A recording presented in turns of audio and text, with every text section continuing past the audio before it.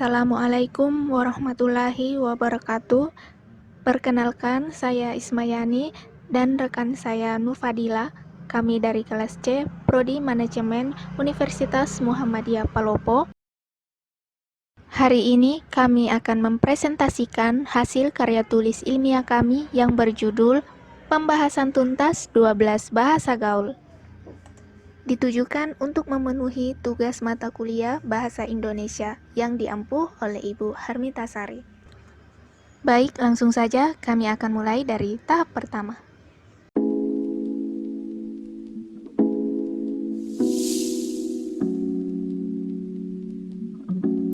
Bahasa gaul atau bahasa prokem merupakan salah satu cabang dari bahasa Indonesia sebagai bahasa untuk pergaulan. Istilah bahasa gaul mulai muncul pada akhir tahun 1980-an. Bahasa gaul pada umumnya digunakan sebagai sarana komunikasi di antara sekelompok remaja. Hal ini dikarenakan remaja memiliki bahasa-bahasa tersendiri dalam mengungkapkan ekspresi diri. Biasanya bahasa gaul hanya berlaku dalam kurun waktu tertentu. Karena seiring perkembangan waktu, maka bahasa gaul akan terus mengalami perkembangan dan digantikan oleh bahasa-bahasa gaul lainnya. Adapun ciri-ciri bahasa gaul yaitu singkat, lincah, dan kreatif. Dalam bahasa gaul, biasanya kata-kata yang digunakan akan cenderung lebih pendek. Dan adapun jika ada kata-kata yang agak panjang, maka akan diperpendek atau dipersingkat melalui sebuah proses morfologi. Nah, berikut ini beberapa contoh proses morfologi atau pemendekan kosakata. Yang pertama, biasanya mengganti kosakata khas. Misalkan kata aku akan diganti menjadi kata gua atau gue.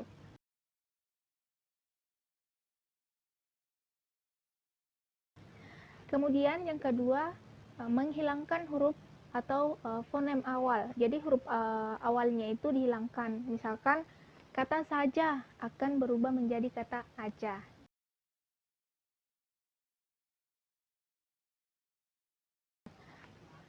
Selanjutnya yang ketiga yaitu menghilangkan huruf H. Misalkan kata habis akan disingkat menjadi abis.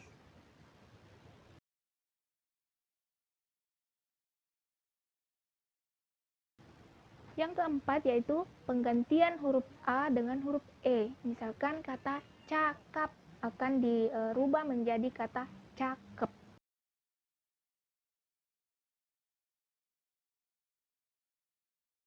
Yang kelima yaitu penggantian diftok AU, AI dengan O akan diganti dengan E. Misalkan kata capai akan diganti menjadi capek. Seperti contoh berikut ini.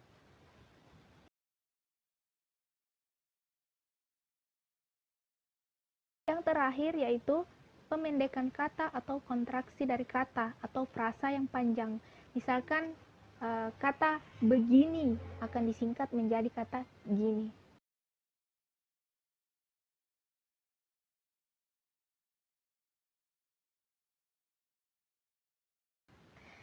Nah, itu dia tadi contoh-contoh proses morfologi atau pemendekan kata dalam bahasa gaul yang diciptakan oleh generasi-generasi milenial. Berikut ini 12 deretan bahasa gaul yang saat ini sedang viral dan sering digunakan untuk berkomunikasi, baik itu dengan keluarga, teman, pacar, sahabat, dan kepada siapapun.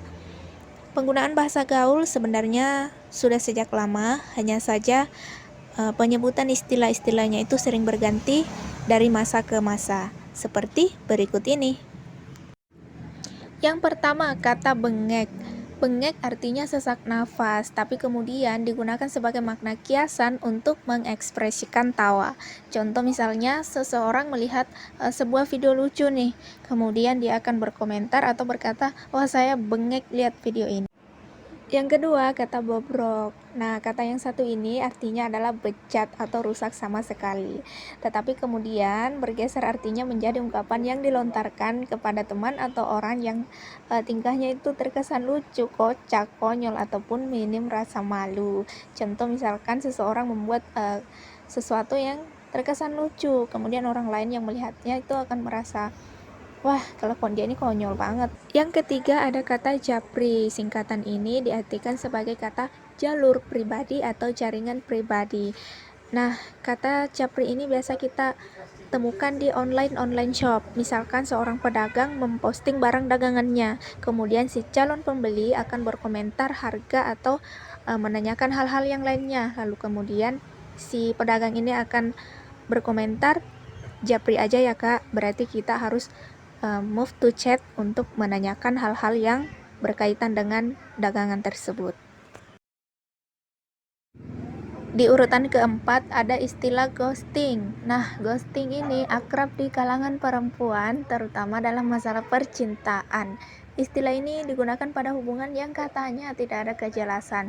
Contoh, seorang laki-laki dan perempuan sudah berkenalan. Siangnya mereka chatting-chattingan, malamnya teleponan, video callan, lalu kemudian akhir-akhirnya si laki-lakinya ini akan hilang tanpa kabar.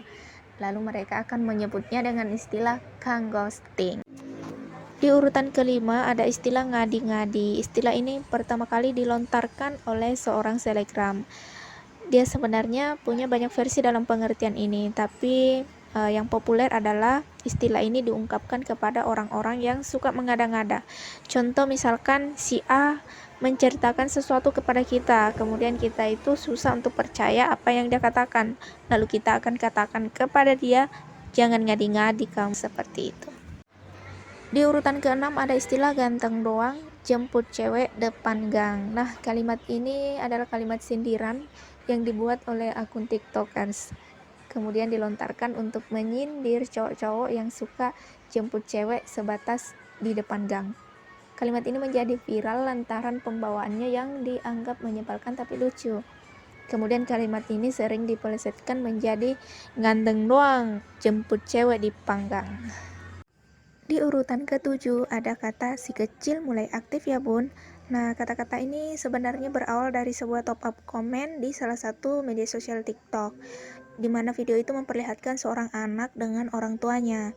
Akhirnya kalimat ini viral dan diikuti oleh netizen dengan berbagai variasi dan konteksnya. Contoh misalkan si A yang kehidupan sehari-harinya kita lihat biasa-biasa saja, baik-baik saja, lalu kemudian tiba-tiba berulah, maka teman-teman yang lain akan nyindir dengan ucapan si A mulai aktif ya bun. Kemudian yang ke-8 ada kata iri bilang bos. Kalimat ini biasa dipakai saat ada orang yang tidak suka dengan komentar atau pendapat orang lain. Misalkan si A melakukan sesuatu nih, kemudian kita berkomentar, kita kasih arahan, kita kasih pendapat, tetapi apa yang kita sampaikan tidak bisa diterima. Di urutan ke-9 ada kata halu. Kata ini merupakan kependekan dari halusinasi yang menggambarkan seseorang dengan hayalannya yang terlalu tinggi. Di urutan ke-10 ada kata hyung. Hyung berasal dari bahasa Korea. Nah, untuk penggemar-penggemar K-pop pasti sudah tidak asing lagi dengan istilah ini. Hyung digunakan oleh antar lelaki untuk menyebut kakak atau orang yang lebih dituakan. Nah, sedangkan di Indonesia kata hyung dipakai untuk memanggil atau menyapa siapapun dan tidak peduli jenis kelamin atau tingkatan usianya. Yang ke-11 ada kata gabut. Nah, kata ini lebih menggambarkan keperasaan yang tidak jelas dan tidak tahu harus berbuat apa. Jadi lebih ke galau dan kurang kerjaan. Jadi bingung mau ngapain. Nah, biasanya dilampiaskan melalui update status di Instagram Story dan terkadang ditampilkan bersama lagu-lagu galau. Di urutan ke-12 ada kata bucin, kependekan dari istilah budak cinta. Teman-teman milenial sekalian pasti sudah sangat familiar dengan singkatan ini karena sering digunakan untuk pria dan wanita yang tergila-gila akan cinta. Karena mereka saling mencintai, maka mereka rela melakukan apapun demi orang yang mereka puja. Contoh misalnya si ceweknya mau izin ke suatu tempat, kemudian si cowoknya ngelarang. Karena mereka saling mencintai, maka si cewek ini akan nurut apa kata si cowoknya. Lalu, apa sajakah faktor-faktor pendukung maraknya bahasa gaul di kalangan remaja? Yang pertama yaitu menjamurnya situs-situs jejaring sosial internet. Ya, kebanyakan generasi milenial melihat dan meniru serta menyebarkan bahasa-bahasa gaul melalui jejaring sosial Facebook, Twitter, Instagram, dan WhatsApp. Lalu kemudian di luaran sana, remaja-remaja lainnya akan menirukan apa yang mereka dengar. Yang kedua yaitu pengaruh lingkungan. Ya, pada umumnya para remaja itu biasanya menyerap percakapan dari orang-orang dewasa yang ada di sekitarnya, baik itu dari teman sebaya ataupun keluarga. Kemudian adanya peran media, ya media elektronik menggunakan istilah bahasa gaul dalam film-film remaja, iklan, dan di situ biasa ada adegan atau percakapan yang menggunakan bahasa gaul, kemudian di-sharekan melalui tayangan televisi.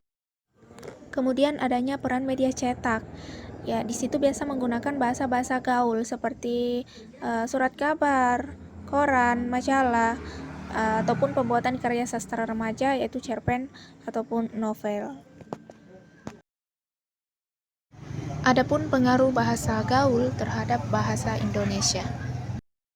Pengaruh bahasa gaul terhadap bahasa Indonesia. Yang pertama, ekstensi bahasa Indonesia terancam terpinggirkan oleh bahasa gaul. Yang kedua, menurunnya derajat bahasa Indonesia. Yang ketiga, menyebabkan punahnya bahasa Indonesia. Adapun dampak positif dan negatifnya. Dampak positif, remaja menjadi kreatif.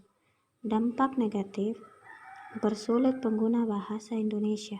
Jadi kesimpulannya, menggunakan bahasa gaul dalam komunikasi sehari-hari dapat menimbulkan efek negatif karena kurangnya kesadaran untuk mencintai dan menggunakan bahasa Indonesia di negeri sendiri.